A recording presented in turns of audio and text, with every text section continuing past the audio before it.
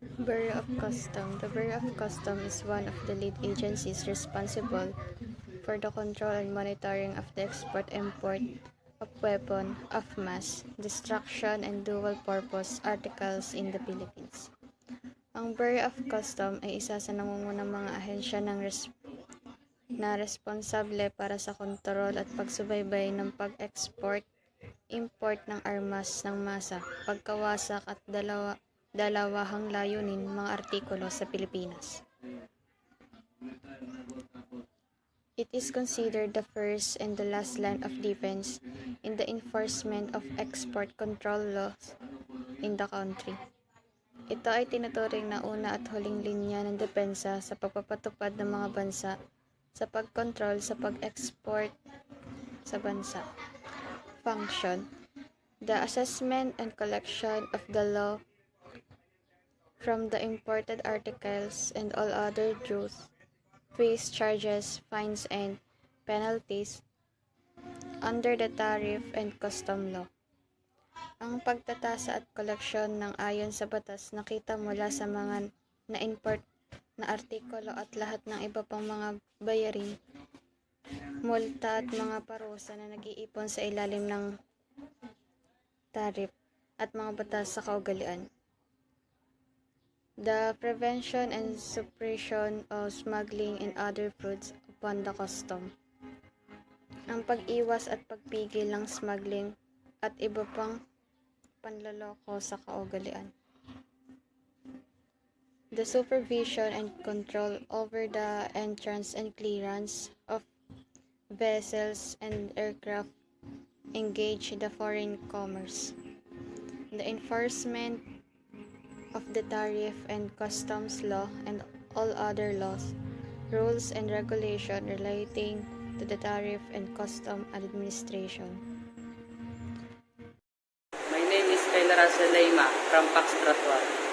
RA 1937, an act to revise and codify the tariff and custom laws of the Philippines.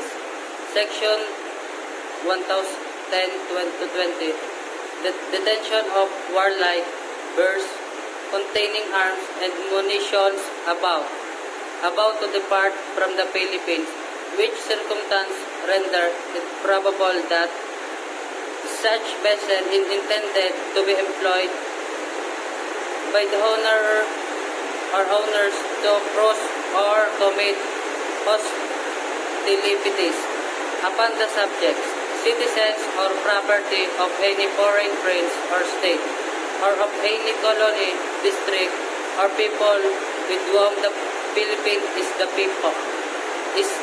at peace. RA 1937. An act to revise and codify the tariff and customs law of the Philippines. Isang kilos upang baguhin at i-codify ang mga batas sa taripa at kaugalian ng Pilipinas. Section 2520, bringing up unmanifested arms, explosive or war equipment by any vessel or aircraft. An act to revise and codify the tariff and customs law of the Philippines. Section 2520 na nagdadala ng mga hindi pinag-ugatang sandata, paputok o kagamitan sa digmaan ng anumang sasakyang dagat o sasakyang panghimpawid. Isang kilos upang baguhin at i-codify ang mga batas sa taripa at kaugalian ng Pilipinas. Section 2530. Property subject to forfeiture. Any vessel or aircraft, including cargo, which shall be used unlawful in the importation or exportation of articles or in conveying and or transporting contraband or smuggled articles in commercial. Anumang sasakyang pangipapawid o sasakyang pangipapawid kabilang ang kargamento na dapat gamitin ng labag sa batas sa pag-import o pag-export ng mga artikulo o sa paghahatid at pagdadala ng mga kontrabando o smuggled na mga artikulo sa komersyo. RA 5207, an act providing for the licensing and regulation of atomic energy, facilities and materials, establishing rules on liability for nuclear damage and for other purposes. RA 6425, the Dangerous Drugs Act. RA 6969, an act to control toxic substances and hazardous and nuclear waste, providing penalties for violation thereof and for other purposes. RA 8294, an act amending the provision of Presidential Decree number 1866, amended entitled Codifying the Laws on Illegal and Lawful Possession, Manufacture, Dealing in Acquisition or Disposition of Firearms, ammunition or explosive or instrument used in the manufacture of firearms, ammunition or explosive and exposing stipper, penalties for certain violation thereof and for relevant purpose. PD 930, simplifying export procedures and documentation by realigning function of certain government offices, agencies involved in processing, exporting documents by authorizing the use of periodic clearance, adoption of standard export document, and for others. Good day everyone, my name is James Infield Garaan from Foxtrot 1.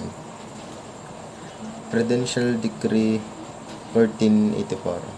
Whereas Republic Act number 5207 entitled the Atomic Energy Regulatory and Liability Act of 1968 was enacted to encourage, promote, and assist the development and use of atomic energy for all peaceful purpose as a means to improve the health and prosperity of the inhabitants of the Philippines, contribute to the general welfare and accelerate scientific, technological, agricultural, commercial, and industrial progress. The next is Presidential Decree 1866.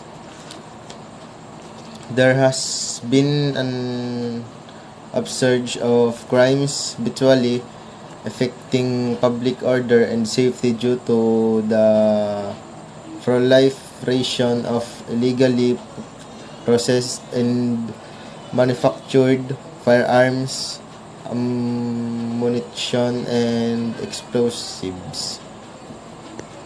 The next is DNR Administrative Order number 39 series of 1977.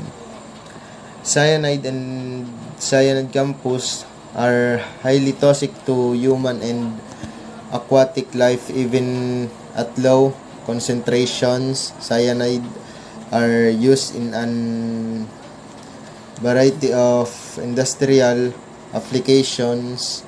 This include steel, plastic, synthetic fibers, chemical synthesis, and electroplaning, metallurgy, and mining. The next is DNR Administrative Order number 39 series of 1977. In the interest of the service and pursuant to Section 20, Chapter 4, Title 2, and DNR Administrative Order number 29 implementing rules and regulation of Republic Act number 6969, the toxic substance and hazardous waste and nuclear waste control Act of 1990. Chemical control order shall be issued for the following toxic chemical substance.